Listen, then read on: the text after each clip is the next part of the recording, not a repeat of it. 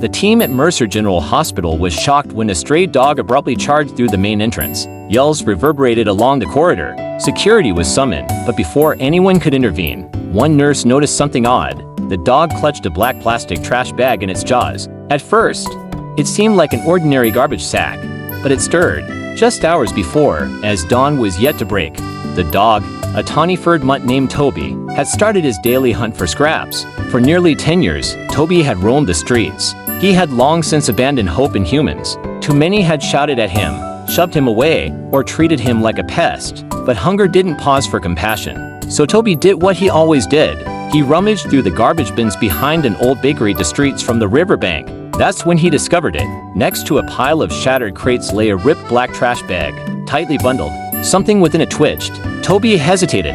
It didn't smell like refuse or spoiled food. It smelled like something alive, something vulnerable. He carefully edged the bag open. Inside was an infant, no more than a few days old, scarcely breathing, chilled, and alone. Toby stiffened. Then, as if guided by something beyond instinct, he gently grasped the bag's edge in his mouth and hobbled toward the only place he recalled. Always bustling with people, the big white building on Elm Street, Mercer General Hospital. By the time he arrived at the entrance, it was pandemonium. Paramedics were unloading a patient. Nurses and aides hurried back and forth. Toby stepped forward and was promptly pushed back by a startled receptionist. No one glanced down. No one noticed the bag in his jaws, so Toby turned and bolted inside. He dashed down a hallway, past storage rooms and vending machines, until he reached a staff break room. 3 nurses sat with coffee mugs in hand.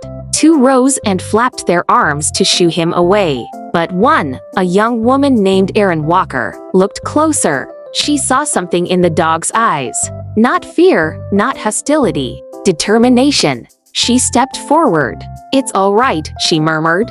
Toby carefully set the bag on the floor, then backed away. Erin knelt down.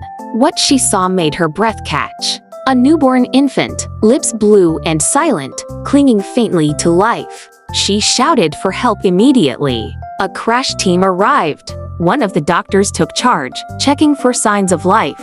The baby's skin was icy, its breathing nearly stopped, but a pulse still fluttered. They rushed the infant to the neonatal ICU. Erin lingered behind, her gaze on the dog who refused to leave. She knelt again and offered her hand. Slowly, cautiously, Toby let her touch his head. When she scratched behind his ears, he leaned gently into her hand. The first gentle touch he'd felt in years. 3 months later, Toby was no longer a stray. Erin had brought him home that same day. Since then, he'd transformed from a street survivor to a devoted companion. But the story didn't end there. One late afternoon, Erin returned home, holding a small bundle in her arms. Toby stood still. He recognized the scent immediately. It was the infant, now healthy, warm and smiling, no longer swaddled in a trash bag, but in love. Erin sat beside Toby, the baby in her arms and the dog at her feet. 3 lonely lives once shattered, now healed by one extraordinary act of bravery. Because sometimes the greatest heroes don't wear uniforms.